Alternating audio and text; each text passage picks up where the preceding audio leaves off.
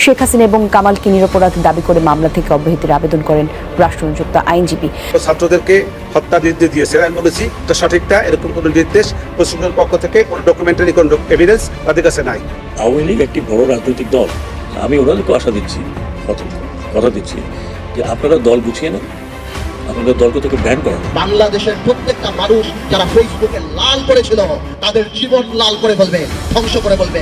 একটি বড় রাজনৈতিক দলকে নির্বাচনের বাইরে রেখে নির্বাচন করাটা গণতন্ত্রের জন্য খুব স্বাস্থ্যকর নয়। এই দেশে আওয়ামী লীগের অনেক সমর্থক আছে এখন পর্যন্ত। সে বলছিলাম যে ভাই আওয়ামী লীগ পাট গাছটা যে প্রাণ দিয়ে উঠে ফেলেন, আওয়ামী লীগ বট গাছ, এর শিকড় অনেক গভীরে। বিনা যুক্তিতে বিনা তদন্তে পাইকারি হারে কাউকে গ্রেফতার করবো না। এই সরকারটি এনসিপি, আওয়ামী লীগ তো বেইমানি করে নাই, এনসিপি বেইমানি করবে। আপনারা যদি এনসিপি কে বিশ্বাস করেন আপনারা প্রতারিত হবেন। সার্জিস আলমের বন্ধুর বাসা থেকে 3 বস্তা টাকা পাওয়া গেছে। ঈদের পরে এনসিপির প্রচারণার খরচের জন্য সার্জিসের কাছে রাখা হয়েছিল। এমনকি এ সংক্রান্ত একটি ভিডিও সামাজিক যোগাযোগ মাধ্যমে ছড়িয়ে পড়ে। রিজনটা হচ্ছে এটাই যে আমার আসলে এই মুহূর্তে কোনো টাকা নাই, ধার করে চলতেছি। এটাই হচ্ছে রিয়েলিটি, যে আপনি আমাদের যারা সমন্বয়ক বলে যাদেরকে চিনেন তাদের পকেটে হাত দিলে কখনো 2-3 হাজার টাকাও পাবেন না, আমার পকেটে মানি ব্যাগও নাই, কিন্তু আমরা এটা বলতে পারতেছি না কারণ মানুষ বিশ্বাস করবে না। সার্জিস আলম সাংবাদিক এমি আজিজ বলেছেন, ছাত্রদের লেখাপড়ার দিকে কোনো মনোযোগ নেই, খালি আছে টাকা কামাও আর বিয়ে করো। তারা আগে করতো টিউশনি, এখন দামি গাড়িতে চড়ে। বিয়ে তো সম্প্রতি আপনিও করেছেন, এই কদিনে কত টাকা কামালেন?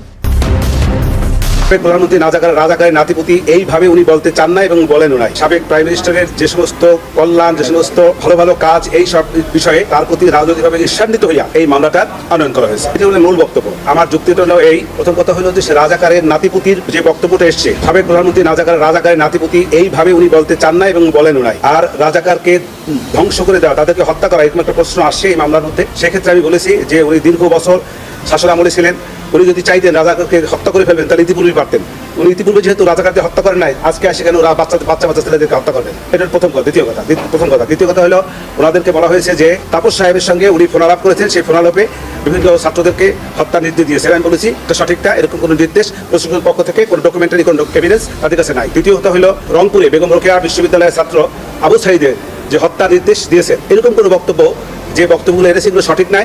কারণ হলো এরকম কোনো ডকুমেন্টারি এভিডেন্স রাষ্ট্রপক্ষে তার যে দাখিলীয় কাগজপত্র তার মধ্যে নাই। 4 এবং 5 নম্বর যে অভিযোগগুলি, সেইগুলি বেলা 5টার, উনি তো বেলা 2টার, ওখানে বলা হয়েছে 14 আগস্ট থেকে 5 আগস্ট, হ্যাঁ 14 জুলাই থেকে 5 আগস্ট 2:30 বোধহয় সম্মত পারা, একটু ভুল হতে পারে, সেইখানে মধ্যে ঘটনা। অতএব ওই দিন তো সে তো বাংলাদেশেই ছিলেন না। অতএব এই তার বিরুদ্ধে যে অভিযোগগুলি 2, 4 এবং 5 নম্বর এসছে, এটা ওনার বেলায় প্রযোজ্য। রাষ্ট্রপক্ষ থেকে আনিত যে চার্জের অভিযোগ এসছে, সেই ফর্মাল চার্জ, তার বিরুদ্ধে আমি ডিসচার্জের প্রেয়ার করেছি। আমি ডিসচার্জে তাদেরকে অব্যাহতির প্রার্থনা করেছি। অব্যাহতির প্রার্থনার মূল যে বিষয়গুলি ছিল সেগুলো এই, তার বিরুদ্ধে যে সমস্ত কথাবার্তা এসছে সেগুলো কল্পিত, উদ্দেশ্যপ্রণোদিত। জুলাই আগস্ট যে ছাত্র আন্দোলন হয়েছে, যে অভ্যুত্থান হয়েছে, সেই অভ্যুত্থানে আন্দোলনে সরকার প্রধান ছিলেন শেখ হাসিনা। সেই শেখ হাসিনার বিরুদ্ধে যখন নানা ধরনের অভিযোগ উঠেছে আদালতে, আন্তর্জাতিক আদালত অবমাননার আদালতে বিচার হচ্ছে, ঠিক তখন বেশ কিছু কথা সামনে এসেছে। শেখ হাসিনা জুলাই আগস্ট আন্দোলনে কোনো রকম গণহত্যার সঙ্গে জড়িত নন, তিনি কোনো হত্যার জন্য নির্দেশ দেননি, তিনি তাকে জোরপূর্বক এই হত্যাকাণ্ডের নির্দেশদাতা হিসেবে কিংবা মাস্টার মাইন্ড হিসেবে উপস্থাপন করার চেষ্টা করা হচ্ছে, এরকম নানা কথা আসছে। নানা কথা যখন আসছে তখন শেখ হাসিনার যে বিচার প্রক্রিয়া চলছে, সেই বিচার প্রক্রিয়া প্রশ্নবিদ্ধ হবে কিনা সেটাই এখন দেখার বিষয়। কি হচ্ছে সেই আলোচনা করবো এই ভিডিওতে, থাকবেন। আদালতে আজকে এই কথাগুলো বলেছেন, শেখ হাসিনাকে নির্দোষ প্রমাণ করেছেন। তিনি আরো বলেছেন তার বিরুদ্ধে আনিত অভিযোগ মিথ্যা, বানোয়াট। 71-এর পর রাজাকার ছিল, আছে এবং ভবিষ্যতেও থাকবে। আন্দোলনকারীদের তিনি রাজাকারের বাচ্চা এবং নাতিপুতি বলেননি এবং বলতে চাননি। উদ্দেশ্য প্রণোদিতভাবে তার নাম এই মামলায় অন্তর্ভুক্ত করা হয়েছে। তিনি ন্যায় বিচারের হকদার, তাই এই মামলা থেকে তিনি অব্যাহতি যোগ্য। ট্রাইব্যুনালের যে আইন তাকে বিচার করছে, এই আইনে তার বিচার সম্ভব নয়। রংপুরে আবু সাঈদের মৃত্যুর পরদিন তিনি অর্থাৎ শেখ হাসিনা আবু সাঈদের পরিবারের সঙ্গে দেখা করেছিলেন, সান্ত্বনা দিয়ে আর্থিক সহায়তা দিয়েছেন, বরং একটি বিশেষ মহল ধ্বংসাত্মক কার্যকলাপ করে দেশে অস্থিতিশীল পরিস্থিতি সৃষ্টি করেছে, পুলিশ হত্যা করেছে, যার এখনো কোনো বিচার হয়নি। এই মামলা থেকে তিনি অব্যাহতিযোগ্য।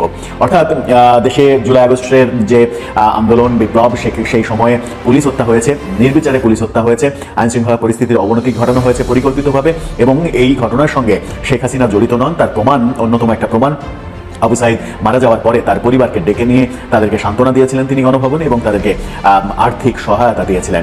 এই সরকারের বিরুদ্ধে আবু সাইদের পরিবারের নানা ধরনের অভিযোগ যখন আমরা শুনছি, আবু সাইদের বাবা নানা ধরনের অভিযোগ করছেন, সমন্বয়কদের বিরুদ্ধে নানা ধরনের অভিযোগ করছেন যে তাদের সঙ্গে যোগাযোগ করলে তাদের সাড়া পাওয়া যায় না, তখন শেখ হাসিনাই প্রথম আবু সাইদের পরিবারকে আর্থিক সহায়তা দিয়েছিলেন।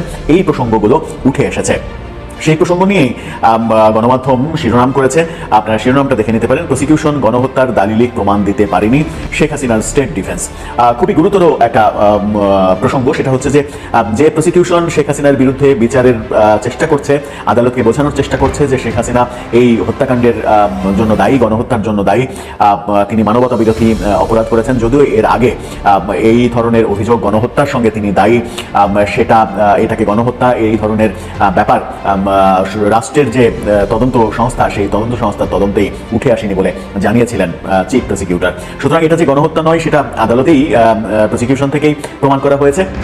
সেই সময় বলা হয়েছিল যে এটা এক ধরনের মাস কিলিং, এই ব্যাপারের সঙ্গে মানবতা বিরোধী অপরাধ জড়িত নয়, তিনি মানবতা বিরোধী অপরাধ করেছেন কিনা সেই ব্যাপারগুলো নানাভাবে প্রশ্নবিদ্ধ হয়েছে। আর যখন তার পক্ষে রাষ্ট্রনিযুক্ত আইনজীবী এই কথাগুলো বললেন, তখন কি এর বিচার প্রক্রিয়া একটু নড়ে চড়ে বসবে, নাকি একজন উকিলকে নিয়োগ দিলে তা আসামির পক্ষে কথা বলতে হয় তাই বলেছেন?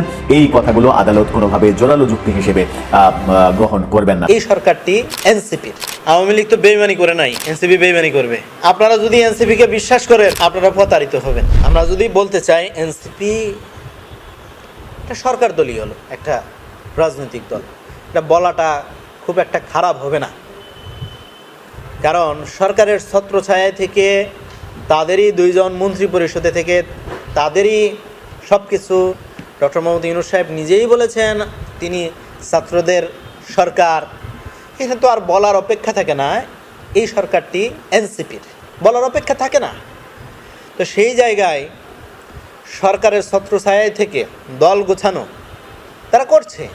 আপনারা দেখেছেন তারা আত্মপ্রকাশের দিন বিভিন্ন জেলা থেকে এসেছে, সরকারি দপ্তর থেকে তারা গাড়ি নিয়েছে বরাদ্দ, এখানে আসতে হবে।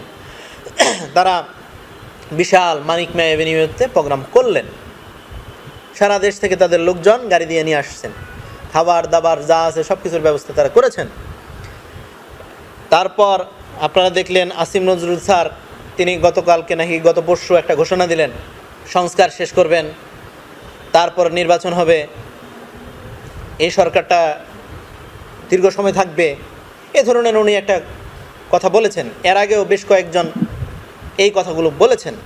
তো সেই জায়গা থেকে আমরা দেখেছি বারংবার সুবিধা দেওয়া হচ্ছে, বারংবার সুবিধা দেওয়া হচ্ছে এনসিপিকে দল গঠনে, দল সামগ্রিকভাবে তৈরি করার ক্ষেত্রে সরকার সুবিধা দিয়ে যাচ্ছে বলে আমরা মনে করি। তো সরকারের ছত্রছায়া থেকে নির্বাচনকে পিছানোর জন্য তারা বারংবার চেষ্টা করে যাচ্ছে এবং কিছু কিছু রাজনৈতিক দল সেই তাদের একই কথার সাথে সায় দিচ্ছে। এটা আসলে দেশের জন্য খুবই ক্ষতিকর। নির্বাচন পিছালে দেশ ক্ষতিগ্রস্ত হবে, দেশের মানুষ ক্ষতিগ্রস্ত হবে, এই সমাজ রাষ্ট্র ক্ষতিগ্রস্ত হবে, গতিশীল যে অবস্থা সেটা বন্ধ হয়ে যাবে। তাই বলতে চাই নির্বাচন খুবই জরুরি। আমরা আশাবাদী ডিসেম্বরের মধ্যেই নির্বাচন হবে, সেই পথেই সরকার হাঁটবেন বলে আমরা আশা করতে পারি। ডক্টর মোহাম্মদ ইউনূস সাহেবকে আমরা বিশ্বাস করতে চাই। ওনার চারপাশে যারা আছেন সবাই তো আর ভালো মানুষ না, কিছু বাটপারও আছেন, কিছু ক্ষমতালোভীও আছেন, থাকতেই পারে। কষ্ট করে বলি এনসিপি, আওয়ামী লীগ তো বেইমানি করে নাই, এনসিপি বেইমানি করবে। বিশ্বাস হয় না আপনাদের? আসলেই বিশ্বাস হয় না? আমি একটা উদাহরণ দিয়ে বলি। আওয়ামী লীগ নারায়ণগঞ্জ, গাজীপুর বিভিন্ন জায়গা থেকে লোকজন নিয়ে আসতো, গাড়ি ভাড়া দিয়ে নিয়ে আসতো, সাথে আয়না খিচুড়ি খাওয়াইতো, যাওয়ার সময় পকেটে 500 করে ভরে দিত। এনসিপি গণমাধ্যমে উঠে আসছে, তারা বিভিন্ন জায়গায় ডেকে নিয়ে আসে, আয়না সাইরা 500 টাকা দেওয়ার কথা থাকে, দেয় 100 টাকা। খিচুড়ি দেওয়ার কথা ছিল, সেই খিচুড়িও তারা দেয় না, দিন শেষে মুড়ি আর বিস্কুট খাওয়ায় বিদায় করে। আপনারা যদি এনসিপিকে বিশ্বাস করেন আপনারা প্রতারিত হবেন। আমাকে বিশ্বাস করেন, আমি বলছি আপনারা প্রতারিত হবেন। কারণ তার নমুনা আমরা অলরেডি পেয়েছি। আওয়ামী লীগ তারা ভাড়া করা ভাড়াটিয়া তাদের সদস্যদের সাথে তারা বেইমানি করে নাই, কিন্তু এনসিপি বেইমানি করবে। আপনারা এটা মানে নিশ্চিন্তে মনে প্রাণে বিশ্বাস করতে পারেন এনসিপি বেইমানি করবে। এনসিপির প্রোগ্রামে যখন ভাড়া করা লোকগুলো নিয়ে আসে তাদেরকে আজ পর্যন্ত তারা কমিটমেন্ট যা দিয়েছিল একটাও পূরণ করে নাই। এখন তারা যদি নির্বাচনের সময় কমিটমেন্ট দেয় যে ভোটটা তোমরা আমাকে দাও, তোমাদের এলাকার ব্রিজ কালভার্ট রাস্তা অন্যান্য কিছু যা আছে সব করে দেবো, এটা বেইমানি করবে তারা। তারা তো প্রথমেই বেইমানি শুরু করছে। তাদের গণসংযোগে জনসভায় মানুষদেরকে আনছে আয়না 500 টাকার কথা বলে 100 টাকা দিছে। মানুষ 100 টাকা কম দেয়, 400 টাকা দিতে পারতো, তারা সেটা করে নাই। তো তারা সরাসরি ডাইরেক্টই 400 টাকা মাইনাস করে দেয়, ডাইরেক্ট 100 টাকা।